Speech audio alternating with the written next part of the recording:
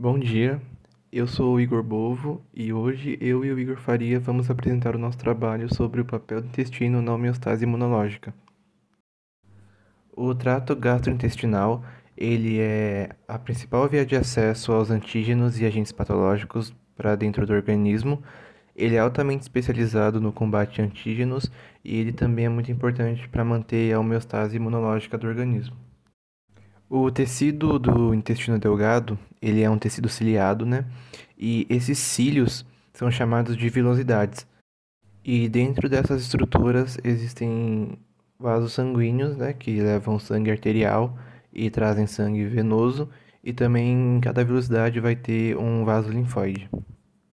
As principais células do para manter a homeostase no intestino são as células M, que elas capturam os antígenos por meio da transcitose, que é um processo onde a célula ela consegue capturar algum antígeno e esse antígeno percorre o meio intracelular dessa célula e daí ele consegue atravessar ela, fazendo esse tipo de transporte, como se fosse um transporte ativo.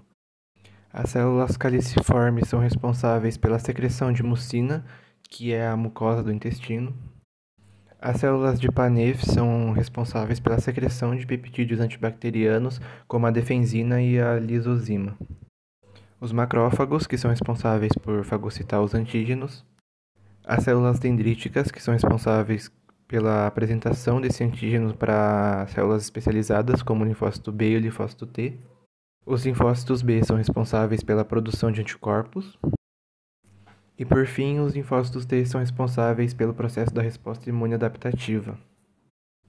O GALT, ele é responsável pelo reconhecimento de antígenos e também pela proteção da mucosa do intestino. E ele vem do inglês Gut Associated Lymphoid Tissue, que significa tecido linfóide associado ao intestino. As placas de Peyer, elas ficam localizadas abaixo da mucosa intestinal e também elas fazem parte do GALT. Elas são responsáveis pela vigilância imunológica do sistema digestivo. Elas contêm uma variedade de células, como o linfócito T, linfócito B, células dendríticas e macrófagos.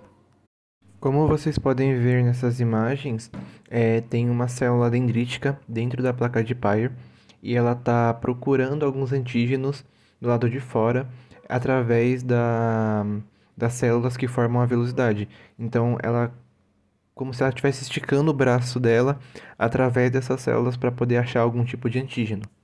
E também nas placas de Peyer vai ter as células M, que elas são responsáveis por capturar os antígenos por meio da transcitose e levar até um macrófago ou alguma outra célula especializada para começar uma resposta imune. Por isso que o intestino é tão importante para manter a homeostase imunológica, porque ele está sempre procurando algum antígeno que possa estar prejudicando o organismo.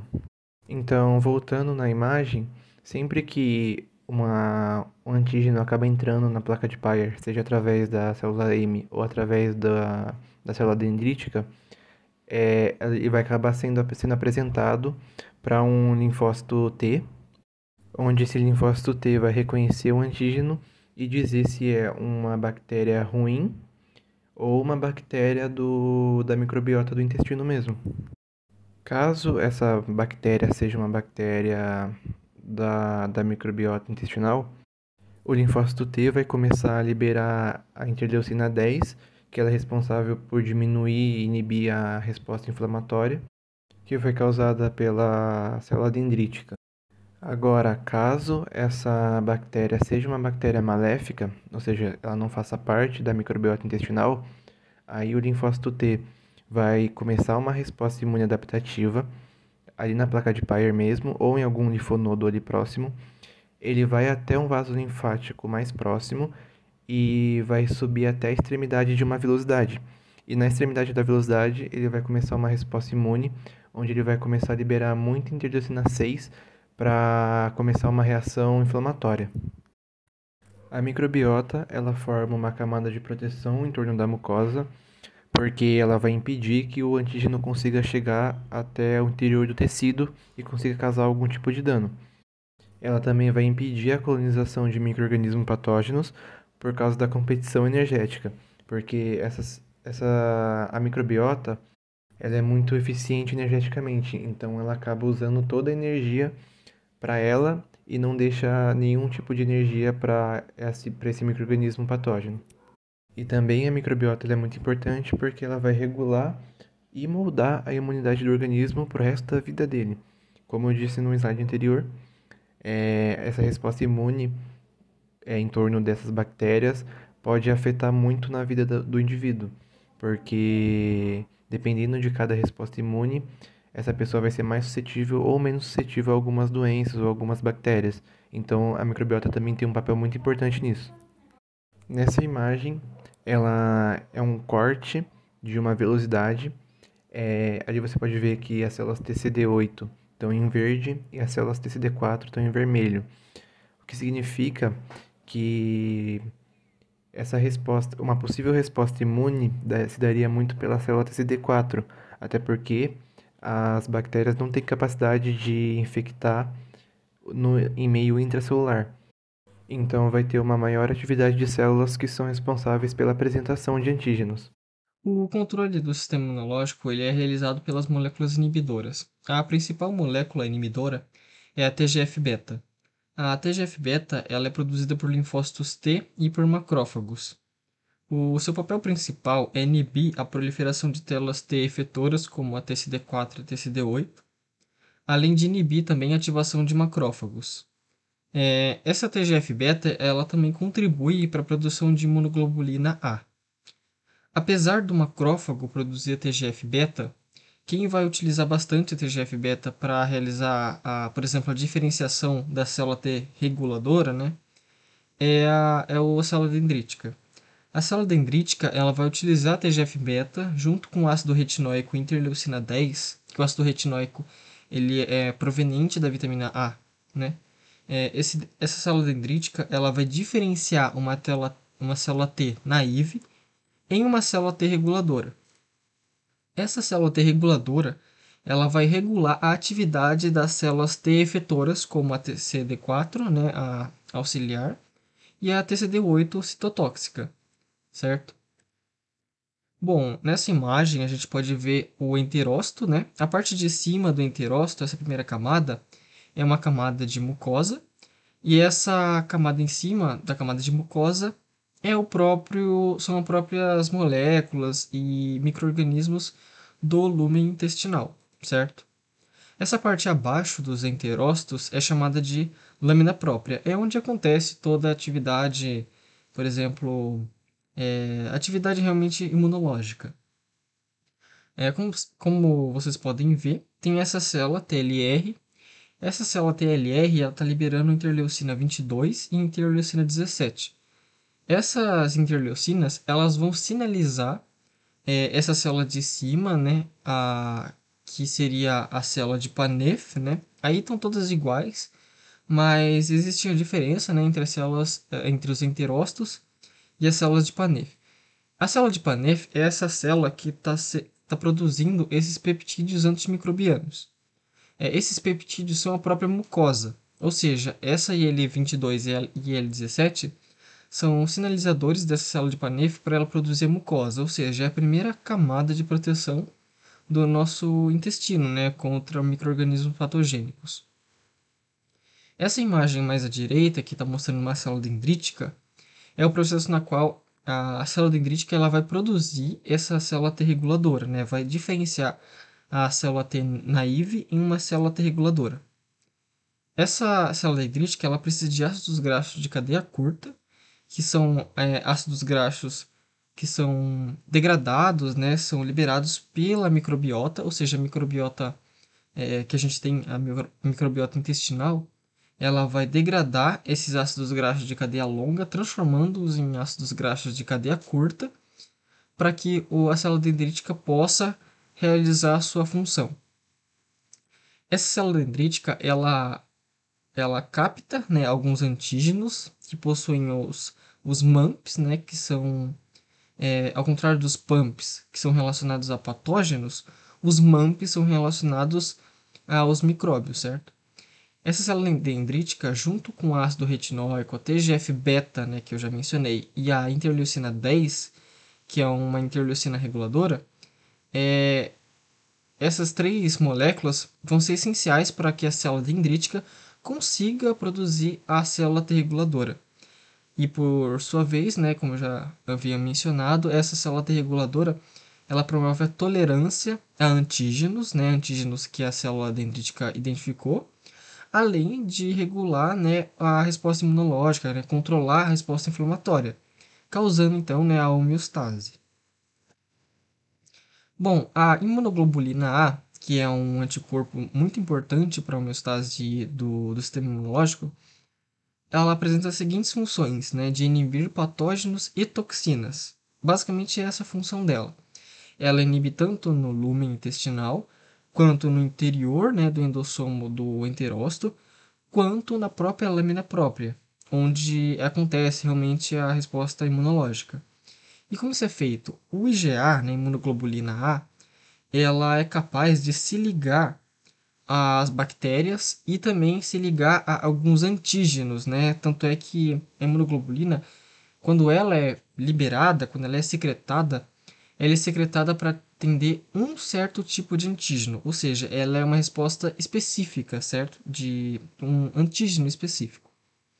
E como vocês podem ver na imagem, ela acontece, né, de todas as fases, de todos os jeitos.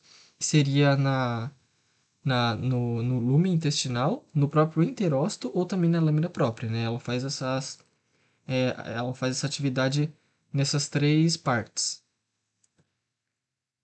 Bom, a secreção de IgA, ela é T-dependente ou T-independente. A T-dependente, ela depende que o linfócito T se ligue ao linfócito B. Esse linfócito B, ele não possui IgA, ele tem na sua membrana imunoglobulina M. E como vocês podem ver na imagem, o IgA, ele não é nada mais que dois IgMs ligados. Como isso ocorre? A célula dendrítica ela vai captar o antígeno, né? Ela vai pegar o antígeno e apresentar para a célula T. Essa célula T ela vai se tornar uma célula T, né, auxiliar, né? Uma célula TCD4. Essa célula TCD4 vai se conectar à célula B. Essa célula B vai identificar que o antígeno, né? Ela vai identificar que ela precisa produzir uma IgA específica para o antígeno que está sendo apresentado para essa célula B mesmo. Ou seja, essa célula B ela vai produzir, né, a imunoglobulina A para atender um certo antígeno específico, né, um certo ligante específico. E para que isso aconteça, essa célula B ela precisa se tornar um plasmócito. E esse plasmócito, né, que é uma célula B diferenciada, é esse plasmócito que vai liberar esse IgA. Como esse IgA ele é produzido na lâmina própria e vai para o lumen intestinal, ele é capaz de fazer o processo que eu mencionei anteriormente, que ele consegue é, ligar com toxinas, com micro-organismos que estão dentro, né, da lâmina própria e carregá-los, né, para o lumen intestinal. E por que a IgA é importante? Porque se a IgA ela se liga ao antígeno ou ela se liga ao micro-organismo, não tem como a célula dendrítica capturar esse antígeno, porque esse antígeno ele não está mais sozinho. Esse antígeno ele está ligado à IgA. Ele não consegue mais ser levado para o interior, né? Ele não consegue ser carregado de volta para a lâmina própria. Ou seja, se vários antígenos são impedidos de entrar na lâmina própria, você tem poucos, né, você tem pouca atividade imunológica, certo? Ou seja, basicamente é para isso que serve a imunoglobulina A.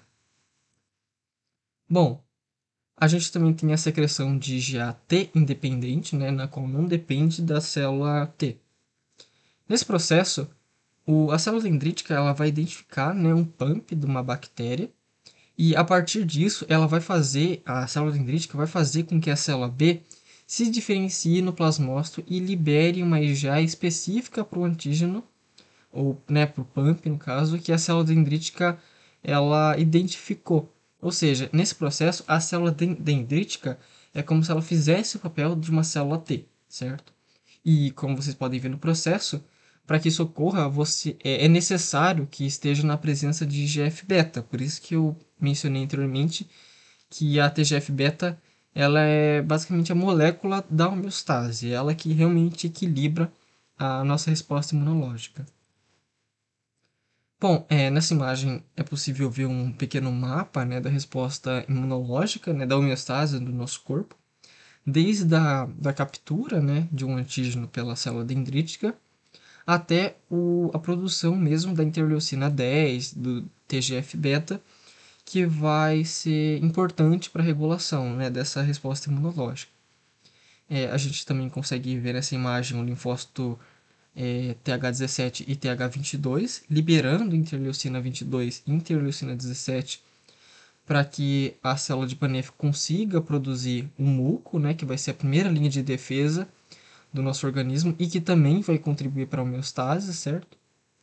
Que é para impedir realmente que as células dendríticas consigam capturar uma bactéria. Porque se você tem um obstáculo para a bactéria ela se ligar à célula dendrítica, então você diminui a resposta imunológica, porque a célula dendrítica não consegue capturar alguma substância, certo? Por conta da mucosa. Bom, essas são as nossas referências, né? E muito obrigado por assistirem.